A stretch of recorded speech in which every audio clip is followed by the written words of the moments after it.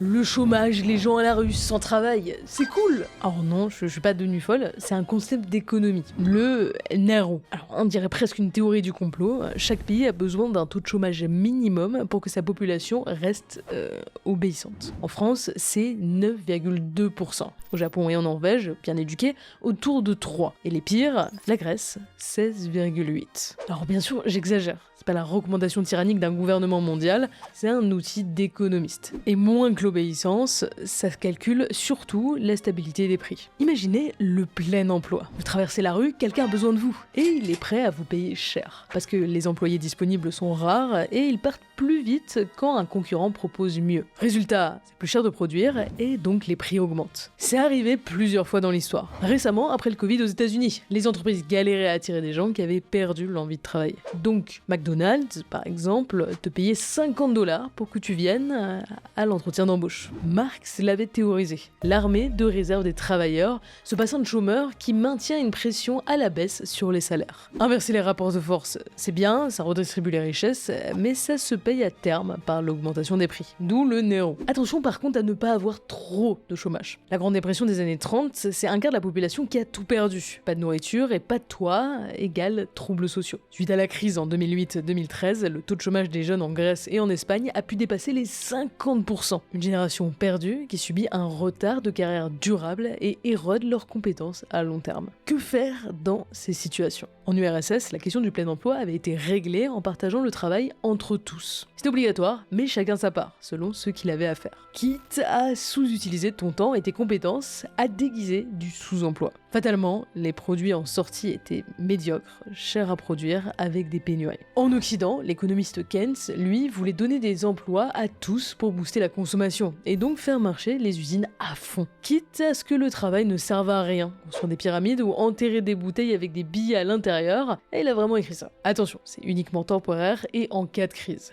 Car dans le fond, il sait que c'est inutile. Ça s'approche beaucoup du sophisme de la vitre cassée décrit par l'économiste Bastiat. Si demain on casse toutes les vitres de Paris, ouais, il y aura du travail, mais vous allez vous cailler quelques mois, et quand tout sera réparé, votre vie ne sera pas meilleure. L'argent donné aux vitriers aurait pu être investi ailleurs, dans de meilleures chaussures par exemple. Or, ce sophisme est encore utilisé aujourd'hui. La guerre, ça fait marcher les usines, fermer les centrales, ça crée des emplois dans le solaire, un ouragan en Floride, ça va créer 80 milliards de PIB en réparation. Tout ça en ignorant les coûts d'opportunité. En fait, tous les pics de chômage ne sont pas mauvais. Ils sont même cycliques. C'est ce qu'a théorisé l'économiste Schumpeter et les cycles de l'innovation. La voiture a mis au chômage ceux qui s'occupaient des chevaux en ville. C'est une destruction créative. Vous voyez, l'internet d'aujourd'hui, il est né d'une crise dans la Silicon Valley dans les années 2000. Plein de gens n'avaient plus rien à faire, donc ils ont créé leur start-up. Ils répondent ainsi aux besoins émergents du Web 2.0, tout comme d'autres aujourd'hui se lancent pour simplifier notre quotidien, dont notre sponsor, Débloc. Compte courant classique et portefeuille crypto sur une seule appli facile d'accès, c'est ça le futur des banques en ligne. Les 1000 premiers inscrits bénéficieront de 3 mois de premium gratuit, on vous en reparle en fin de vidéo. Il n'y a pas une quantité de travail fixe, ce n'est pas un gâteau qu'on se partage, le temps libre crée le besoin de s'occuper. Mais politiquement, c'est dur à faire comprendre. Prenez Nero, après l'indépendance de l'Inde en 47, il a misé sur l'industrie, ça a remplacé tous les petits métiers manuels dans la campagne et mis des milliers de personnes au chômage. Mais quelques années après, le plus grand nombre sortait de la grande pauvreté. Est-ce que les pertes de l'emploi qui s'annoncent avec l'IA auront le même effet ou est-ce que ça deviendra un paradoxe de plus ? N'essayez jamais de régler les problèmes, ce sera pire. J'ai soufflé fort quand DeepSeek a fait cracher les actions Nvidia. Les gens pensaient que cette nouvelle IA, qui avait besoin de beaucoup moins de puces, allait logiquement réduire les besoins d'en produire. Et donc que Nvidia n'avait plus d'avenir. Dire ça, c'est ignorer le paradoxe de Jevon. Les augmentations d'efficacité conduisent paradoxalement à des augmentations plus importantes de la demande. Je m'explique. Est-ce que les voitures qui consomment moins de carburant ont fait chuter la conso de pétrole ? Non, puisque les gens roulent plus. Est-ce que les ampoules LED super économes ont fait baisser la consommation électrique ? Non, on n'a jamais autant éclairé, avec des décorations partout. En fait, l'efficacité réduit le coût d'utilisation, ce qui stimule la demande. Et donc, de bonnes actions peuvent empirer la situation. Par exemple, l'isolation thermique des logements a fait que les gens se mettent à chauffer des pièces inutiles, en se disant « pas grave, ça garde mieux la chaleur de toute façon ». 20 à 40% des gains d'efficacité sont perdus par l'effet de rebond.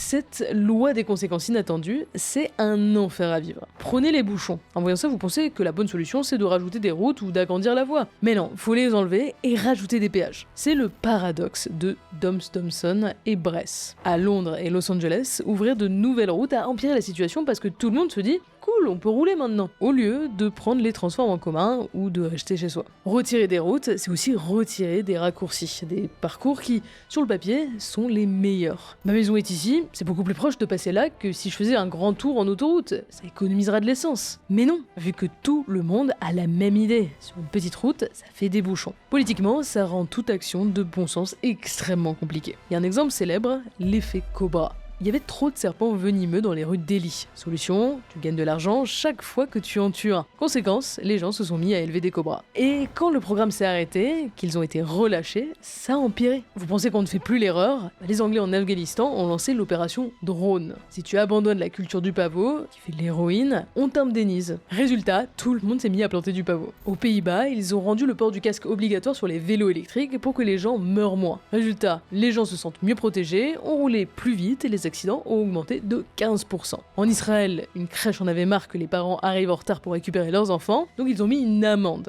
Et ça a empiré, parce que maintenant, les parents se disent « je paye, donc j'ai le droit d'être en retard ». J'ai même trouvé un exemple de l'effet Cobra dans une usine française. Les employés se plaignaient de la chaleur en été, donc l'entreprise a mis en place une prime quand ça dépassait une certaine température. Résultat, les employés fermaient les fenêtres, arrêtaient les ventilos pour faire monter le thermostat. L'effet Cobra, c'est une vraie calamité. Un autre effet pervers du même acabit, c'est le contrôle des prix. Si demain le pain double, les gens vont pas être contents et vont demander au gouvernement de stopper ça. Sauf que si les boulangers sont dans cette situation, c'est qu'il y a un problème. En gelant les prix, vendre du pain va lui faire perdre de l'argent. Donc, deux choix, soit vendre au black, soit réduire la qualité. Dans les deux cas, ça fait des pénuries, comme les supermarchés au Venezuela ou les stations-service des années 70. Maintenant, est-ce que ça veut dire qu'il faut toujours laisser faire et ne pas agir? Aux États-Unis, ils ont tenté pendant la Grande Dépression, mais ça n'a pas marché. Parce que l'économie était prise dans une spirale infernale, une boucle de rétroaction. Et la colère populaire risquait de tout faire s'effondrer. Il a donc fallu lancer le New Deal. Ça a généré des problèmes,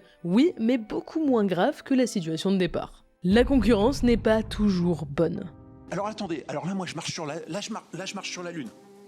Vous êtes en train de me dire augmentez vos prix? Vous avez tous vu cette séquence où Xavier Niel, patron de Free, s'énerve qu'un sénateur lui reproche d'avoir trop baissé le prix des forfaits téléphones. Quand il est arrivé, il y avait 3 grosses entreprises qui magouillaient entre elles pour maintenir les prix et une qualité nulle, et lui, il a tout cassé. Un peu trop même, et c'est d'ailleurs ce qu'on lui reproche. Ça provoquait des plans sociaux, et en réduisant les marges, on aurait aussi pu réduire les capacités d'investir.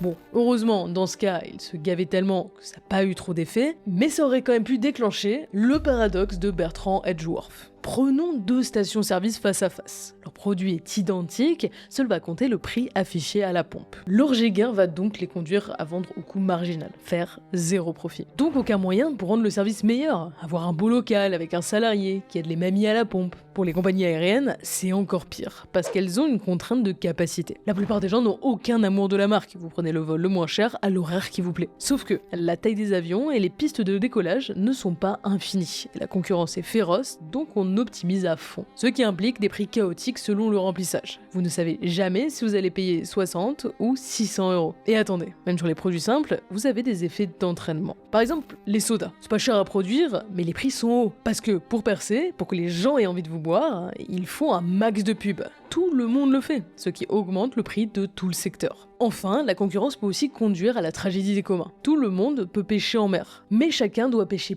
plus que son voisin, parce qu'il fait baisser les prix en essayant de doubler. Et personne ne prend en compte l'épuisement de la ressource. C'est ce qui est arrivé aux morues de Terre-Neuve en 92. 40 000 personnes au chômage quand les filets sont revenus vides. Un désastre économique aurait pu être évité en gérant plus intelligemment la ressource, en lui laissant le temps de se régénérer. C'est ce que les agriculteurs font, en organisant une jachère, un an où tu ne plantes plus rien pour laisser la terre se reposer. Mais eux, ils peuvent se le permettre parce qu'ils ont le contrôle. Or, personne ne possède l'océan. Chacun essaie d'en tirer le maximum de profit immédiat.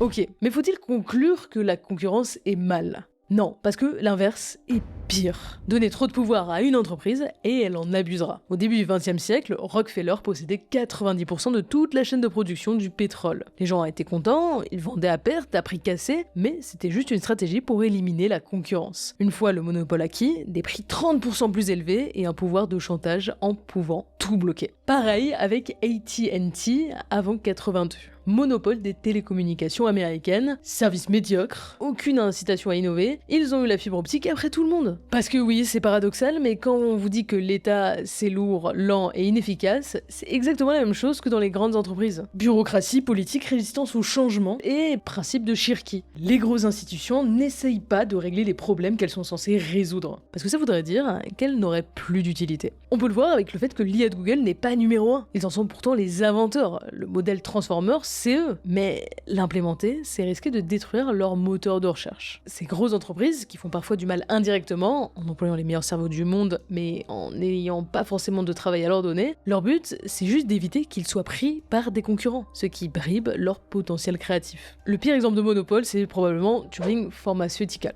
qui a augmenté de 5000% le prix d'un médicament vital qu'elle était la seule à produire. Face à cette injustice, le peuple ne peut que réagir. Ou pas. Jay Gould, mania des chemins de fer, disait « Je peux engager la moitié de la classe ouvrière pour lui faire combattre l'autre ». Les entreprises ont besoin de contre-pouvoirs pour leur propre bien et celui du marché. Sauf que, paradoxalement, ce n'est pas l'État qui fait ça le mieux. Car les lois complexes et les impôts bénéficient aux grosses entreprises. Regardez cet enfer. Pour qu'une tomate soit autorisée à la vente aux US, couleur, diamètre, forme, date de récolte, tout est régulé. Et c'est pas le fruit d'un technocrate malade, hein. Non, c'est la demande des gérants de l'agriculture. Ça leur permettait de se protéger des tomates mexicaines, plus petites, pas récoltées à la même période. Ils ont fait la même chose avec les poissons-chats. Des mesures sanitaires draconiennes pour l'importation des pangasius vietnamiens. 14 millions de dollars d'argent public dépensés chaque année, soi-disant pour garantir le bien-être animal et l'hygiène. Mais non, c'est une demande des lobbies de la pisciculture. Même chose pour les impôts. Des déductions, comme les FDII, sont tellement complexes que seuls les géants avec une armée d'avocats peuvent en profiter. En fait, les gros acteurs créent des barrières à l'entrée, en organisant des captures réglementaires, devient tellement complexe qu'on empêche tout nouveau concurrent d'émerger. Mais vous savez le pire dans tout ça? C'est quand une loi est soi-disant là pour vous protéger, mais en réalité, c'est vous qui la payez. Les tarifs, par exemple, qui sont censés punir les États étrangers. Ah non, ils ne payent rien. C'est une taxe sur place qui est répercutée sur les prix. C'est comme ça que le sucre de canne aux États-Unis est 2 fois plus cher que dans le reste du monde, soi-disant pour soutenir les petits agriculteurs, mais qui enrichit l'agroalimentaire. Adam Smith, père du libéralisme, l'avait théorisé. Les corporations de son époque étaient si encombrantes, si lourdes, qu'elles ne pouvaient que s'effondrer sur elles-mêmes, sauf à profiter des faveurs gouvernementales. Et des entreprises géantes comme celle d'Elon Musk ont très largement profité de subventions publiques sans lesquelles il n'y aurait peut-être pas eu de décollage. Les inégalités, c'est bien. Vous n'entendrez jamais personne dire « ce pays n'a pas assez d'inégalités, creusons l'écart ».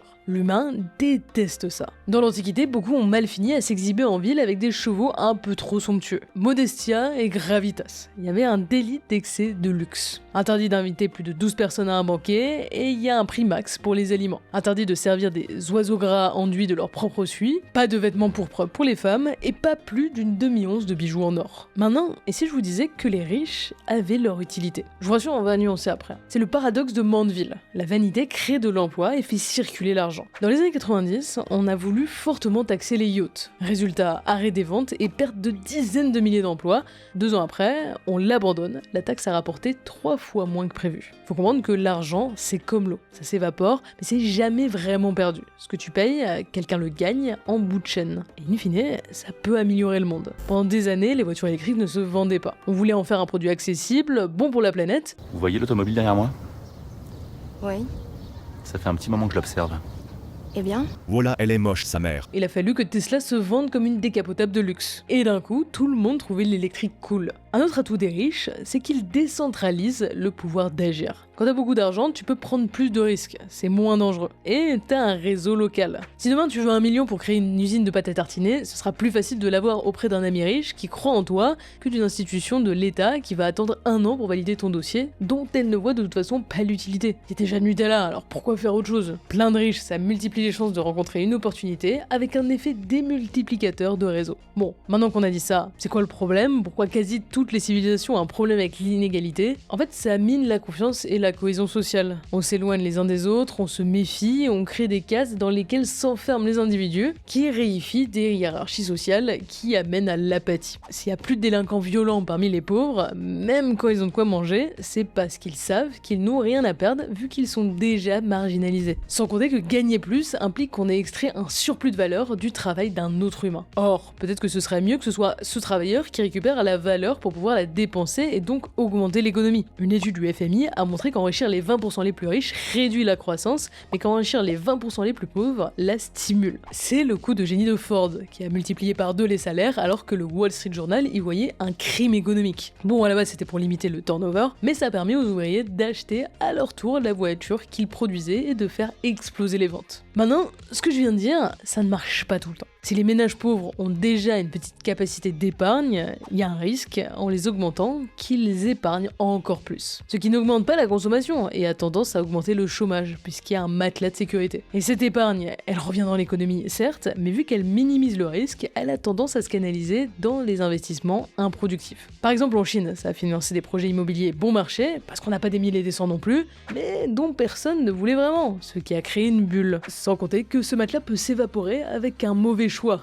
1 million de personnes l'ont appris à la dure en 2022, FTX est alors le 5e leader mondial de la crypto. Un colosse qui inspire la confiance et s'effondre du jour au lendemain. Presque 10 milliards de dollars partis en fumée. Ce scénario catastrophe est encore possible aujourd'hui, sauf si vous choisissez la sécurité des blocs. La première fintech agréée par la Banque de France et l'autorité des marchés financiers. Avec eux, vous gardez le contrôle de votre portefeuille, vos actifs vous appartiennent et si jamais Desblocs disparaît, votre argent, lui, reste. Et pas que vos cryptos. Desblocs est avant tout un compte courant. 3 minutes suffisent pour y ouvrir un compte courant et profiter d'une appli tout en un. Vous y retrouvez votre IBAN personnalisé, votre Visa Premium, vos virements et bien sûr votre portefeuille. Vous convertissez ainsi vos devises facilement, pratique pour payer son loyer ou son café en crypto. C'est instantané, sans frais cachés, sans galère et illimité. Sans aucun doute la meilleure porte d'entrée si vous souhaitez y participer. Plus de 250 000 personnes leur ont déjà accordé leur confiance, alors pourquoi pas vous? Pour créer votre compte Desblocs en 3 minutes et profiter de 3 mois gratuits sans engagement, découvrir le futur de la banque en ligne et nous soutenir, cliquez sur le lien en description ou utilisez notre code TRASHDesblocs. C'est la grande leçon de cette vidéo, il ne faut pas être dogmatique. Tout ne marche pas dans toutes les situations, pour tous les secteurs. Toute action aura des conséquences et brisera un équilibre pour arriver à une nouvelle situation, meilleure ou pire, selon la catégorie de population. Alors au fond, c'est quoi le but de l'économie? Est-ce que c'est que ton pays soit plus fort? Dans ce cas, vaut mieux favoriser ces grosses entreprises pour peser à l'international, sauf qu'elles pourront potentiellement exercer un pouvoir négatif sur leur territoire. Est-ce que le but c'est qu'on soit tous heureux? Ça risque de conduire à la dégradation de ce même bonheur à long terme pour plein de raisons qu'on a vues. Après, il y a quand même 2 principes qui ne bougent pas. Une bonne économie repose sur 1. Une symétrie, une gratuité et une transparence de l'information, des prix et des externalités négatives pour que chacun puisse faire les meilleurs choix à l'intersection entre l'offre et la demande. Et 2. Un équilibre dans les pouvoirs entre capital, travail, consommateur, État, qui permet d'augmenter la confiance dans l'avenir et dans ce système, et donc la vélocité des échanges. Tout ce qui va contre ça nuit à votre intérêt d'acteur économique. Ça peut passer par l'arbitraire d'un État bureaucrate comme des abus de propriété privée. Alors restez vigilants au beau discours et pensez toujours aux conséquences cachées que ça peut avoir.